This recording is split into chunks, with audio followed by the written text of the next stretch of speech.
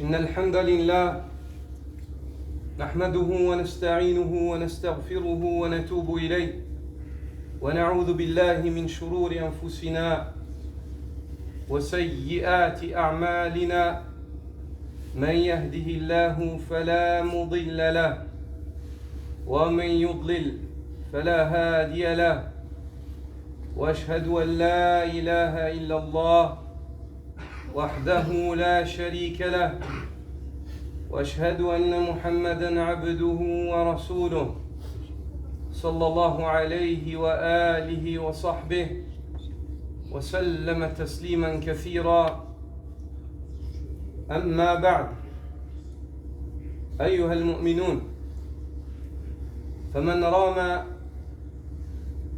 صلاح نفسه وفلاحه فعليه بمراجعة معرفتين اثنين وهما معرفة العبد ربه جل شأنه ثم معرفة العبد نفسه. أما معرفة العبد ربه فمعرفة الله تعالى بأسمائه وأوصافه وما له من الكمال وما ينبغي أن ينزه عنه وما عنده من النعيم وما عنده من العقاب. ثم إذا عرف العبد ربه تعالى فعليه أن يراجع نفسه فيعرف نفسه وما في نفسه من تقصير وذنب وقلة الشكر وبعد عن الله وكثرة الغفلة وضعف ونسيان وعجلة، وأنه ليس بشيء إن لم ينح الله عز وجل على أمر دنياه وأخراه، فلا يملك نفسه ولا يملك حاله ولا يملك ما يظن أنه يملكه. Serviteur d'Allah, celui qui désire réformer son être et s'améliorer, et celui qui désire la félicité ici-bas et dans l'au-delà, il faut qu'il revienne à la connaissance de deux fondations. Ces deux fondations-là, la première d'entre elles, c'est la connaissance de son Seigneur, qu'il connaisse Allah avec ses noms et ses attributs, qu'il connaisse la perfection d'Allah Azza wa Jal, qu'il connaisse ce de quoi Allah Azza wa Jal doit être exalté, et qu'il connaisse ce qu'il y a auprès d'Allah comme faveur, mais qu'il n'oublie pas aussi ce qu'il y a auprès d'Allah comme châtiment. Puis la deuxième fondation, c'est le fait que le serviteur se connaisse lui-même, qu'il prenne en considération sa situation, sa faiblesse, ses manquements, son ignorance, son injustice, son ingratitude, le fait qu'il n'ait rien sans Allah. Et sans la religion d'Allah, il n'a pas de valeur. Il est comme un animal, pire encore que l'animal. Lorsque le serviteur prend en considération ces deux fondations, alors commence la réforme. C'est là qu'il commence à changer, à s'améliorer. Mais s'il ne médite pas sur ces deux choses-là, qu'il ne considère pas ces deux connaissances, cette créature-là ne saurait se réformer, ne saurait s'améliorer. Tu as beau tout essayer de faire, tu peux tout faire, mais tu n'arriveras à rien. Donc lui ne reconnaît pas ces deux choses-là. Il ne reconnaît pas qu'Allah Azza wa Jal est parfait et que lui, il est vil et il a que des défauts.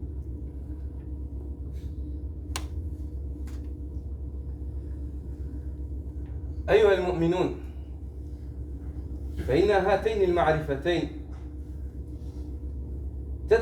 تدفع العبد إلى عبادتين عظيمتين ألا وهي وهما توحيد الله عز وجل بالعبادة الذي له الكمال والجمال، ثم كثرة الاستغفار بعدما يعتبر العبد حاله وما فيه من النقصان والغفلة والضياع والظلم والضلال.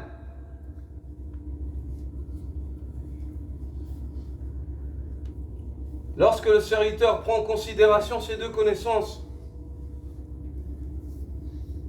le fait qu'il connaisse Allah et le fait qu'il se connaisse lui-même, ceci le pousse à deux actes d'adoration. Le premier,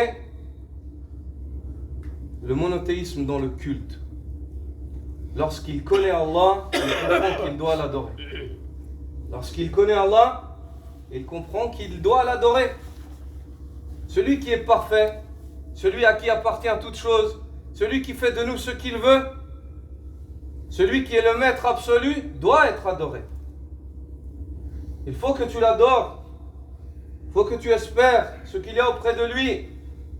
Il faut que tu craignes aussi ce par quoi il t'a averti. Ceci te pousse au fait de diviniser Allah, de l'adorer, de lui vouer un culte exclusif. Quant à la connaissance de toi-même, ceci te pousse à amplifier ta demande de pardon, à baisser ton toupet, à demander beaucoup pardon. Demande beaucoup pardon. Ça te pousse à l'istighfar. Astaghfirullah, astaghfirullah. Lorsque tu prends en considération ta situation, péché sur péché, injustice sur injustice, erreur sur erreur, trahison sur trahison, tu penses tromper les gens, mais Allah sait ce qu'il y a dans ton cœur.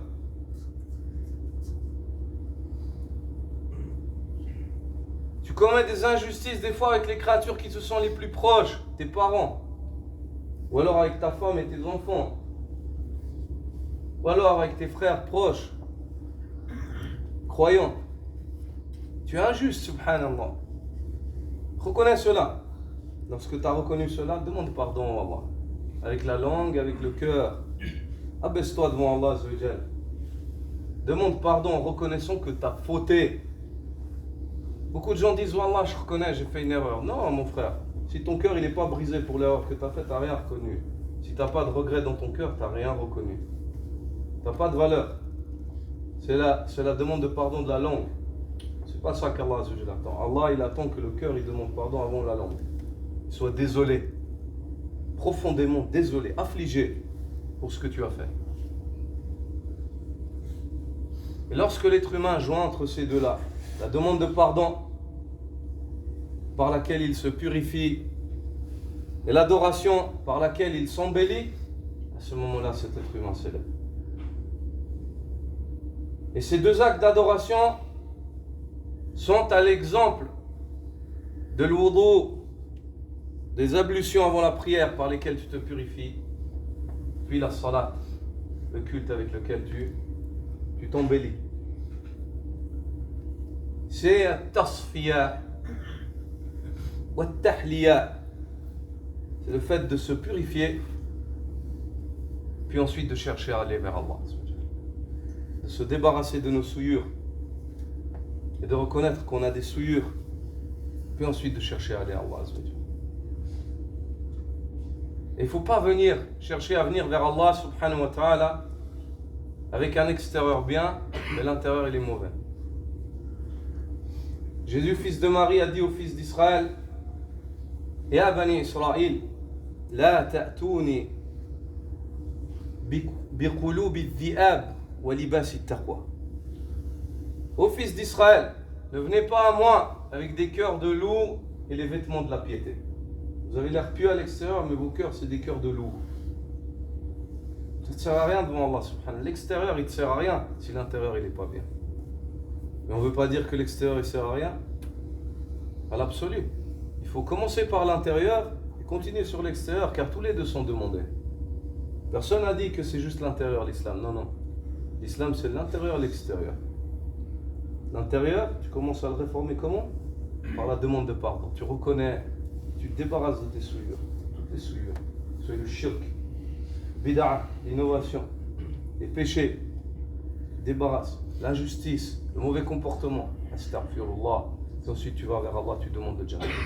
Par la ibada, par le culte, par tes demandes à Allah subhanahu wa ta'ala. Le prophète sallallahu alayhi wa sallam nous enseigne que celui qui réalise cela, lorsqu'il demande à Allah, Allah lui donne. C'est pour ça que dans le hadith rapporté par l'imam Ahmed dans le Musnad, selon Sa'd ibn Abi Waqqas radiyallahu ta'ala anhu, le prophète sallallahu alayhi wa sallam a dit: Da'watu dhinnuni la ilaha illa ant. إذ قالها وهو في بطن الحوت لا إله إلا أنت سبحانك إني كنت من الظالمين ما دعا بها رجل مسلم قط إلا واستجيب له. Le prophète sallallahu alayhi wa sallam dit l'invocation de Dhannoun, de Yunus, celle par laquelle il a invoqué lorsqu'il était dans les ténèbres, dans le ventre du poisson, de la baleine, dans les profondeurs de l'océan. Fi dhulumatin thalath. Il était dans ces ténèbres, dans le ventre du poisson, au fond de l'océan.